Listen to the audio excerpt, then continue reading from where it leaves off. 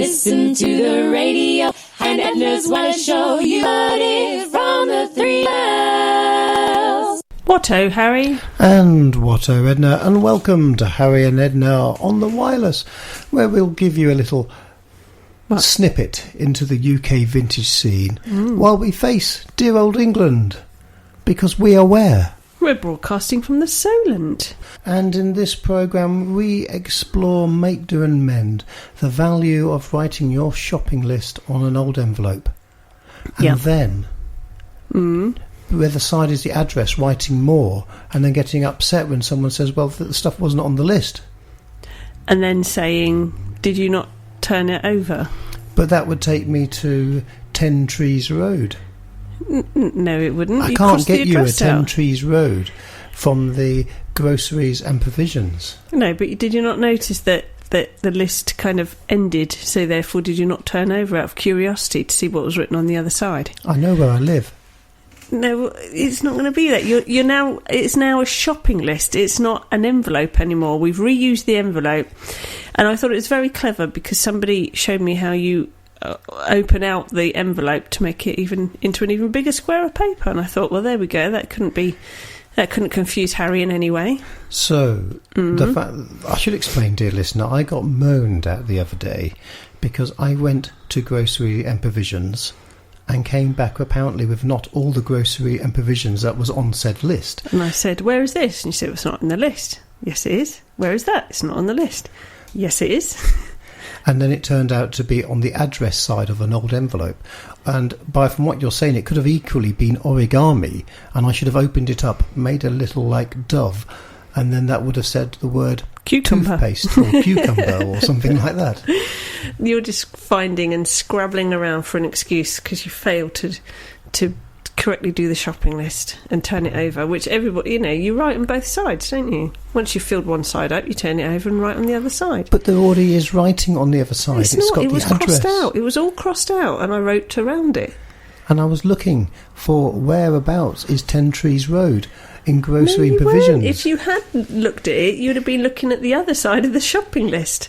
Oh, we go round in circles now. People know I'm right, no, don't you? you know you're wrong, and that's why you're arguing the point. What ho?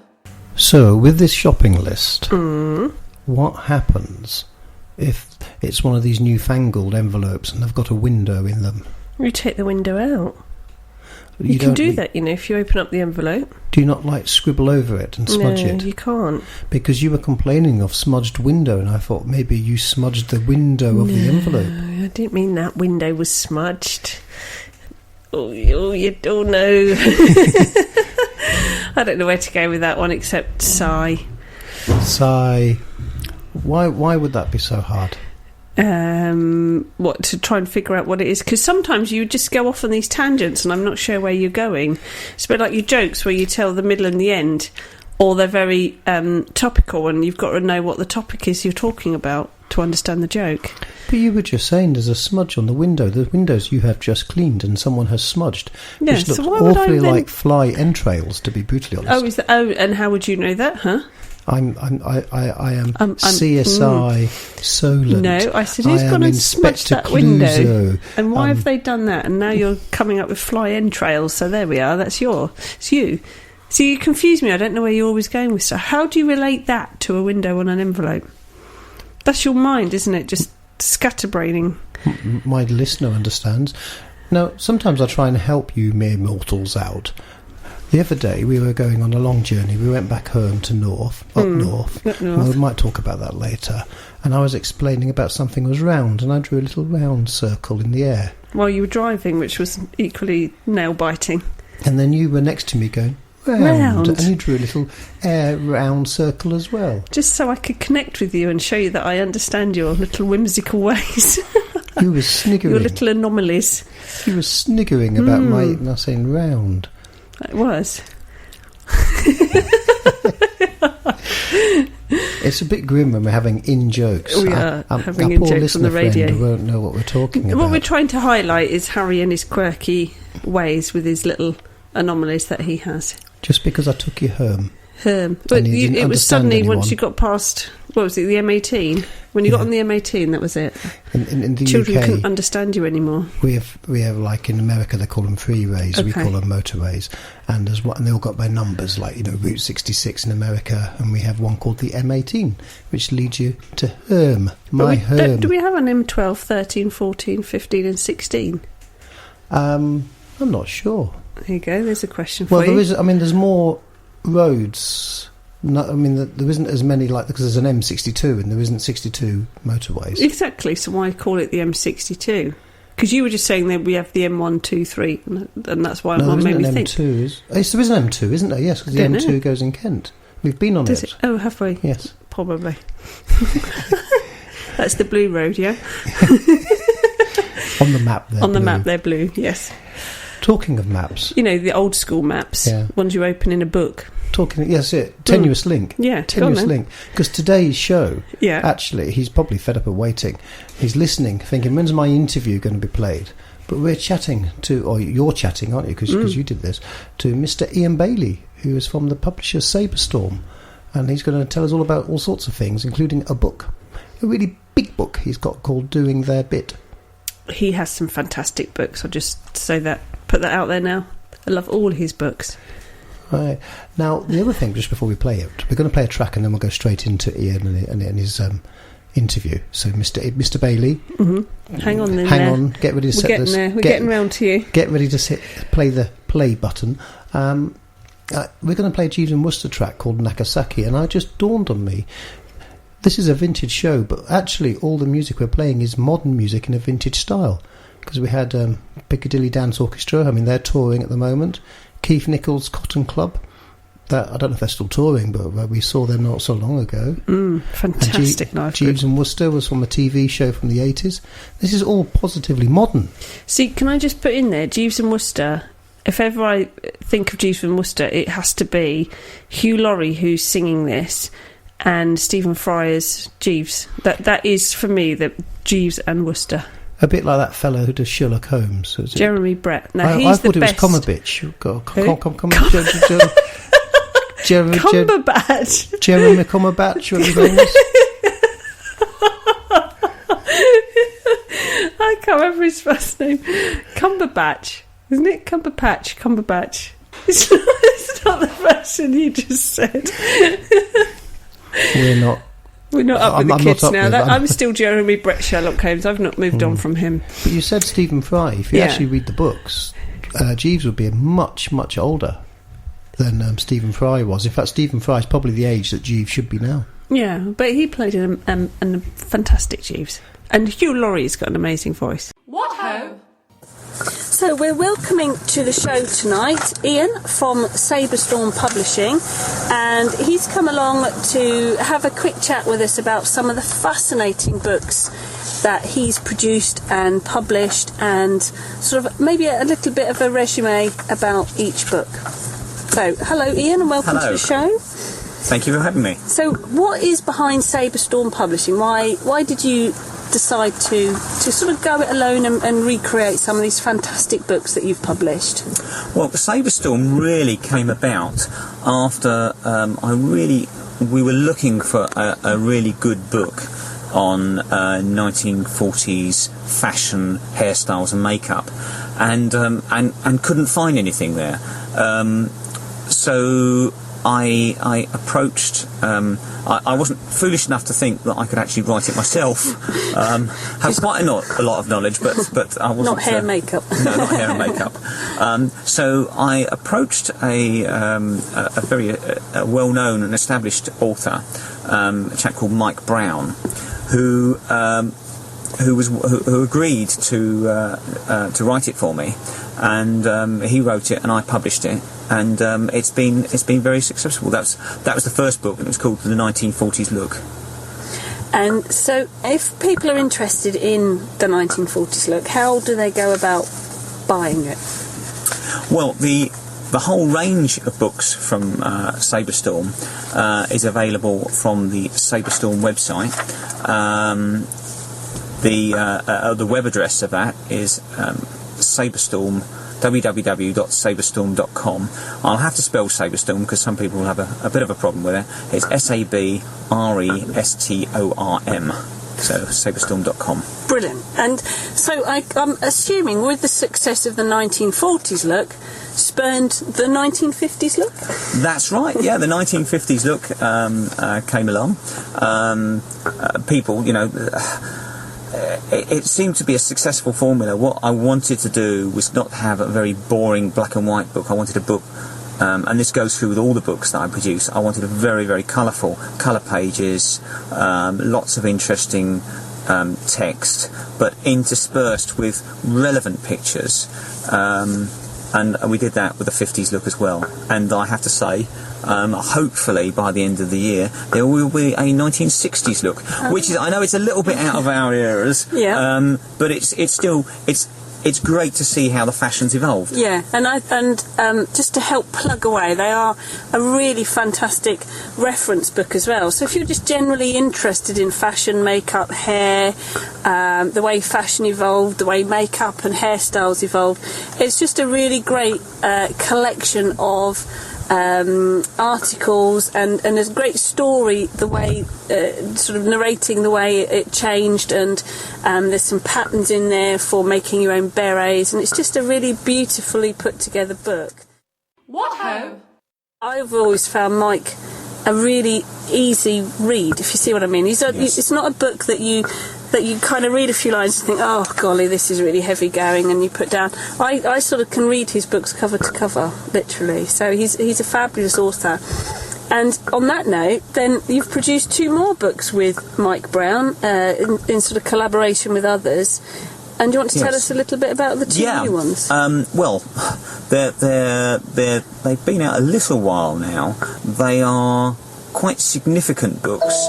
They're large hardback books, lavishly illustrated, full colour throughout, lots of pictures. Again, going the way I like books is to be a really enjoyable experience reading them, not not one you get into and then you just think, oh, my brains hurt. I want, I want there's something nice to look at on every page. And air raids and ration books. In fact, the two books were air raids and ration books, life on the home front in wartime Britain, and the second book was Digging for Victory, Gardens and Gardening in Wartime Britain.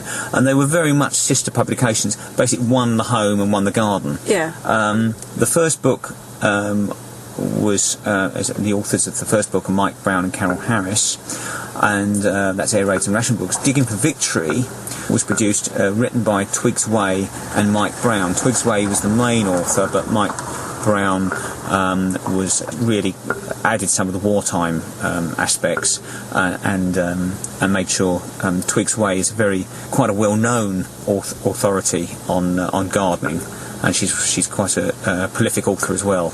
So they made a very, very good team. Brilliant. So they're great sort of reference books, aren't they, in background history to the war time, to the home front. But you also do some reproduction books like Make, Do and Mend.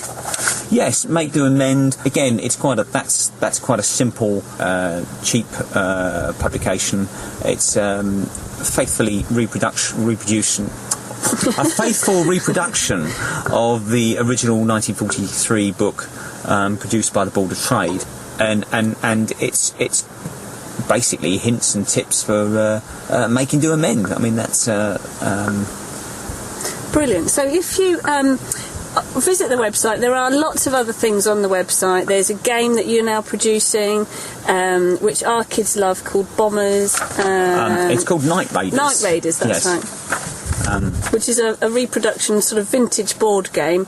Our kids love it. And just do visit the website, because there's loads of information on there and some really fantastic quality books that we recommend. So thank you very much, Ian, for having a chat to us.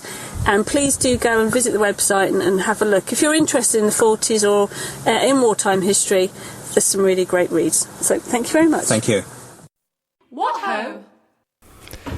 Right. Unfortunately, our good chum Ian Bailey has been upstaged by, and I've got the name here from my daughter. Mm-hmm. It's Cumberbatch. Cumberbatch. Derek Cumberbatch. Derek's not Derek. Well, that's what it looks like written down here. It's not Derek. Well, who is it? I've forgotten it again now. Benedict Cumberbatch. Benedict Cumberbatch. Benedict Cumberbatch. Then why is she written Derek? I don't know. But it looks like Derek. Are you sure it's not? You got the right glasses Do you reckon I've got on? to do a PTO and turn over and one Probably. side says Derek and the other side says... I see where you're No. going with this one.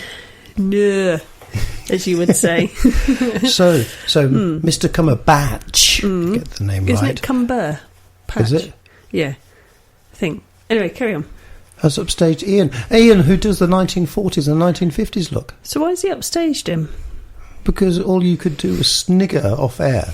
I know. Going about what I called the gentleman earlier.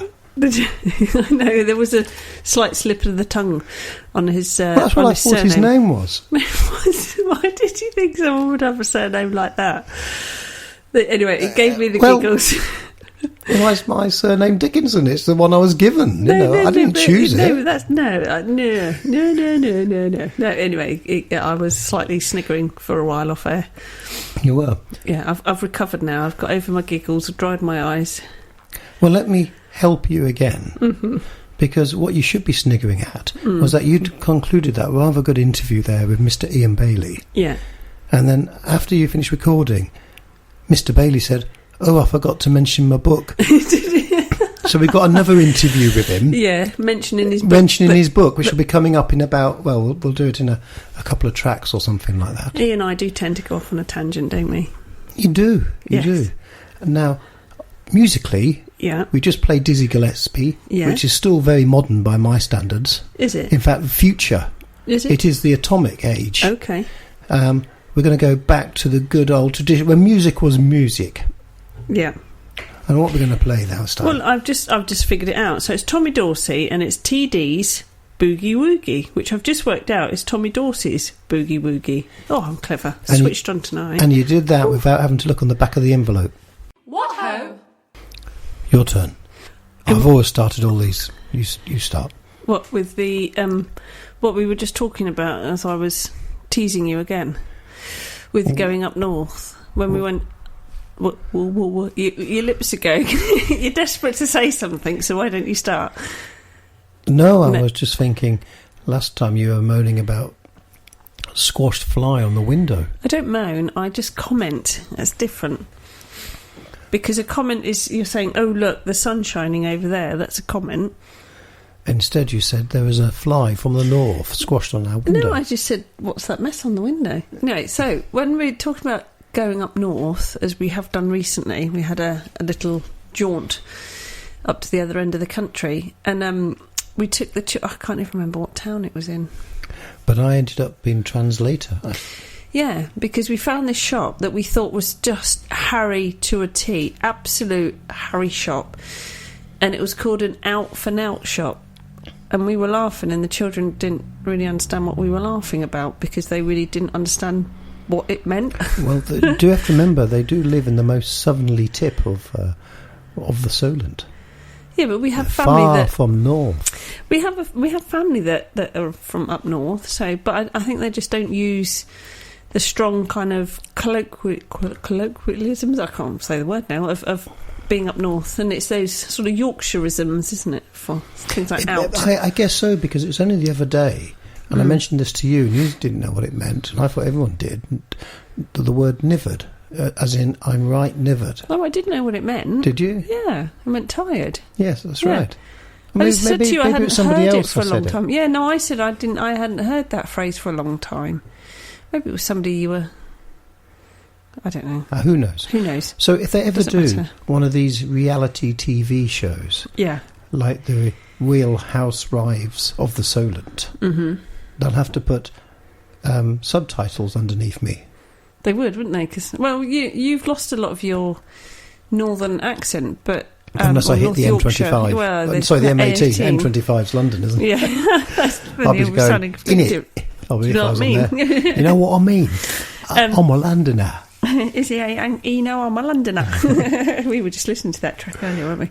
Anyway, so we did have to translate for the children, and it was a bit of a shocker because shocker as in we just assumed everybody knew what it meant, and it sort of dawned on us that our children don't really know a lot of these North Yorkshire words, or Yorkshire words, I suppose, aren't they? Well, actually, my sister, who is also from up north, I had to explain to my brother-in-law the other day about I'm from Hull, which is Hull, which is the east coast of Yorkshire, or east coast of England, and Hull itself, or that area, has quite a distinct accent to the rest of Yorkshire in its own ways.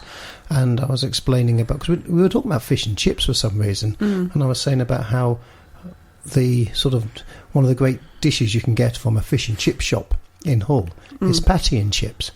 But a patty is mashed potato covered in breadcrumbs. But it's not a fish cake. No, it's not a fish cake. No fish in it. It's just potato. Ah. And spice and a bit, maybe a bit of pepper. I thought that's what you just called a fish cake.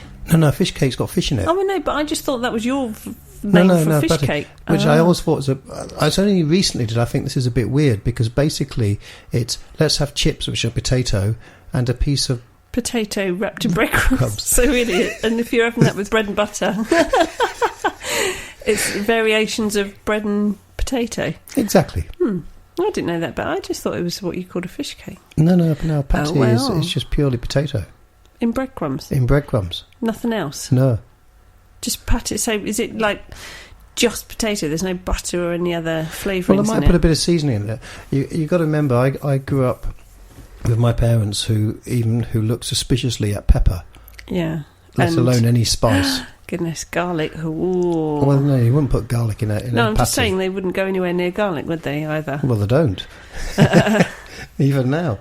Right. Now, anyway, time is rolling on. We've only got a few minutes left, and after this next track, we need to quickly squeeze in the book plug that you forgot to, or that was forgot to be mentioned in the first time around. What ho? Doing Their Bit is another huge book. It's a 280-page hardback book that has been written by a very, very knowledgeable man called John Mills. You may have seen other books produced by him. This particular book contains over 600 wartime lapel badges and ephemera, and it records the wartime history of over 200 organisations through the use of, showing the badges and talking about what the organisation did. It was originally produced, at least 15 years ago, by John as a home-produced, home-bound volume, and since then we've extensively updated it, put in huge number of extra illustrations, and also made it full colour throughout. It's a beautiful book now. It is expensive. It's a £45 book. I warn you now.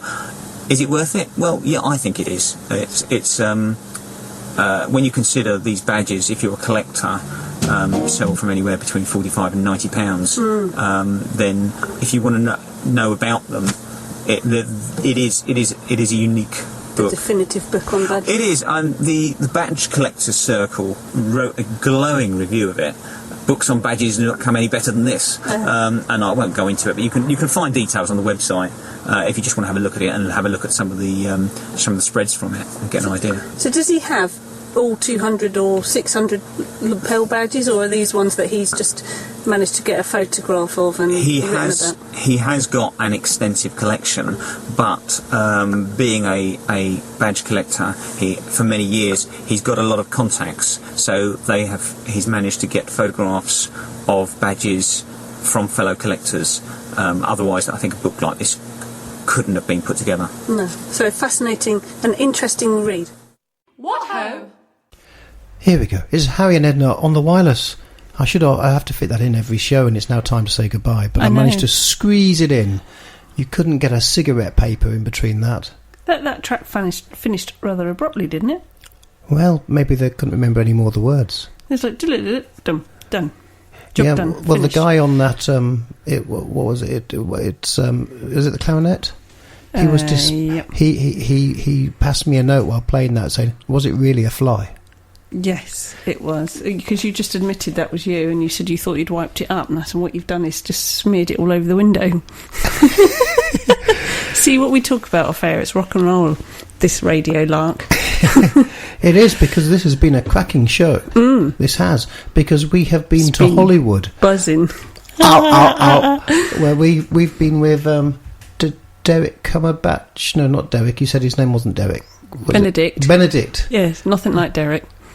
Derek, yes. Him. Yeah. So he's been there. We've had Mr. Ian Bailey, yay! From Sabre Storm, who...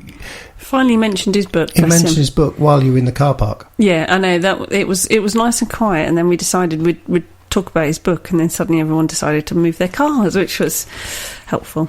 And Lord of the Flies on the show. Yeah. And also Made The Need. His last appearance. Oh, yes. And, of course, the etiquette of writing a shopping list.